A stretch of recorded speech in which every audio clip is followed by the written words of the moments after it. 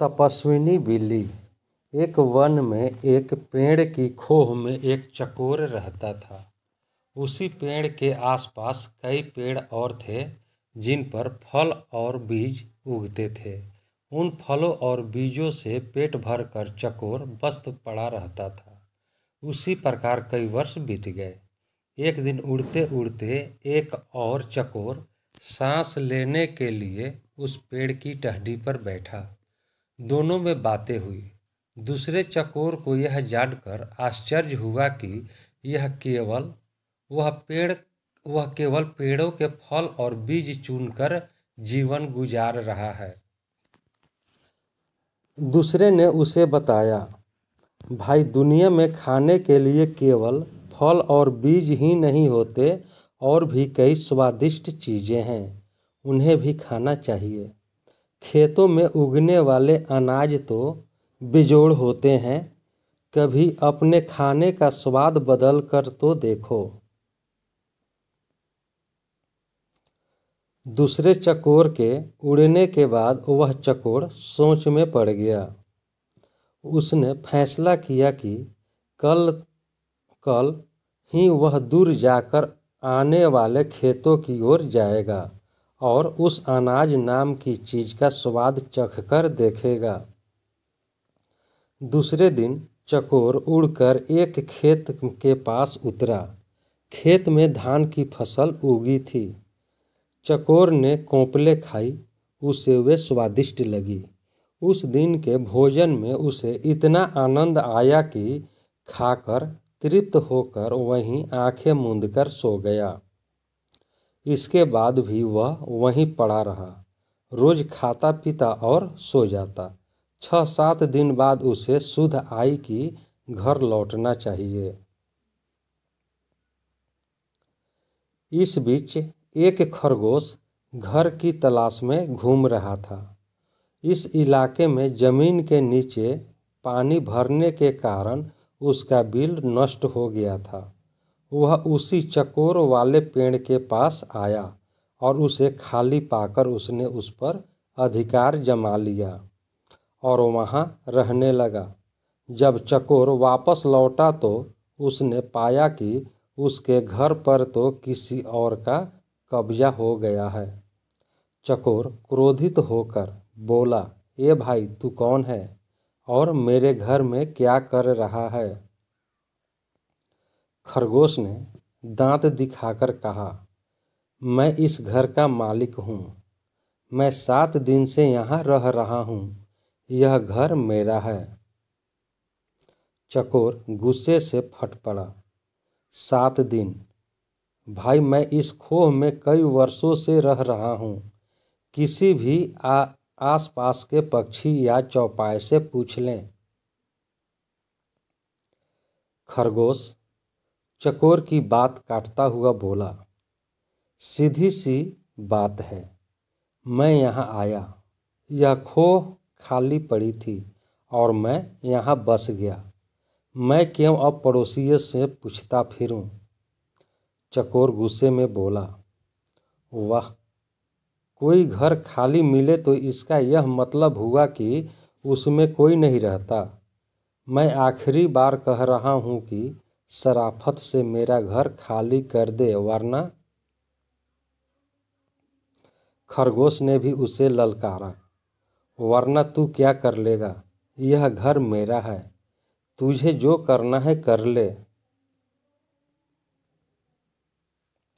चकोर सहम गया। वह मदद और न्याय की फरियाद लेकर पड़ोसी जानवरों के पास गया। सब ने दिखावे की हूँ की, परंतु कोई सहायता करने सामने नहीं आया। एक बूढ़े पड़ोसी ने कहा, ज़्यादा झगड़ा बढ़ाना ठीक नहीं होगा। तुम दोनों आपस में कोई समझौता कर लो। पर समझौते की कोई सूरत नज़र नहीं आ रही थी, क्योंकि खरगोश किसी शर्त पर खोह छोड़ने को तैयार नहीं था। अंत में लोमड़ी ने उन्हें सलाह दी, तुम दोनों किसी ज्ञानी ध्यानी को पंच बनाकर अपने झगड़े का फैसला उससे करवाओ।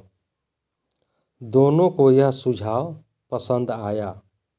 अब दोनों पंच की तलाश में इधर उधर घूमने लगे। इसी प्रकार घूमते घूमते वे दोनों एक दिन गंगा किनारे आ निकले। वहाँ उन्हें जप तप में मग्न एक बिल्ली नजर आई। बिल्ली के माथे पर तिलक था, गले में जनेऊ और हाथ में माला लिए मृग छाल पर बैठी वह पूरी तपस्विनी लग रही थी। उसे देखकर चकोर और खरगोश खुशी से उछल पड़े। उन्हें भला इससे अच्छा ज्ञानी ध्यानी कहाँ मिलेगा। खरगोश ने कहा, चकोर, क्यों न हम इससे अपने झगड़े का फैसला करवाएं। चकोर पर भी बिल्ली का अच्छा प्रभाव पड़ा था, पर वह जरा घबराया हुआ था। चकोर बोला, मुझे कोई आपत्ति नहीं है, पर हमें जरा सावधान रहना चाहिए। खरगोश पर तो बिल्ली का जादू चल गया था। उसने कहा, अरे नहीं, देखते नहीं हो, यह बिल्ली सांसारिक माया मोह त्याग कर तपस्विनी बन गई है। सच्चाई तो यह थी कि बिल्ली उन जैसे मूर्ख जीवों को फांसने के लिए ही भक्ति का नाटक कर रही थी। फिर चकोर और खरगोश पर और प्रभाव डालने के लिए वह जोर जोर से मंत्र पढ़ने लगी। खरगोश और चकोर ने उसके निकट आकर हाथ जोड़कर जयकारा लगाया, बिल्ली माता को प्रणाम। बिल्ली ने मुस्कुराते हुए धीरे से अपनी आंखें खोली और आशीर्वाद दिया, आयुष्मान भव। तुम दोनों के चेहरे पर चिंता की लकीरें हैं। क्या कष्ट है तुम्हें बच्चों? चकोर ने विनती की, माता, हम दोनों के बीच एक झगड़ा है। हम चाहते हैं कि आप उसका फैसला करें। बिल्ली ने पलकें झपकाई, हरे राम, तुम्हें झगड़ना नहीं चाहिए, प्रेम और शांति से रहो, उसने उपदेश दिया और बोली, खैर बताओ, तुम्हारा झगड़ा क्या है? चकोर ने मामला बताया।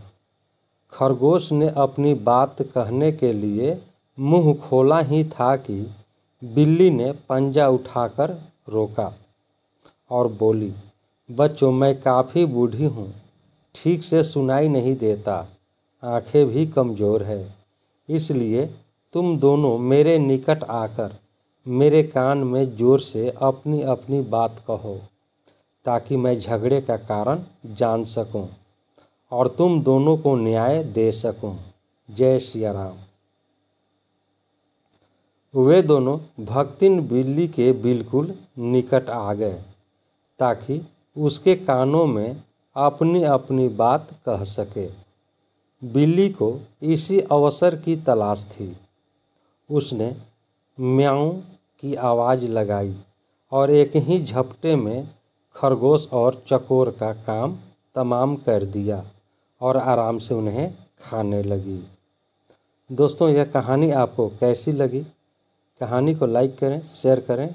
चैनल पर नए हैं तो चैनल को सब्सक्राइब कर लें, बेल आइकन का बटन दबा दें, जिससे कि जो भी वीडियो अपलोड करें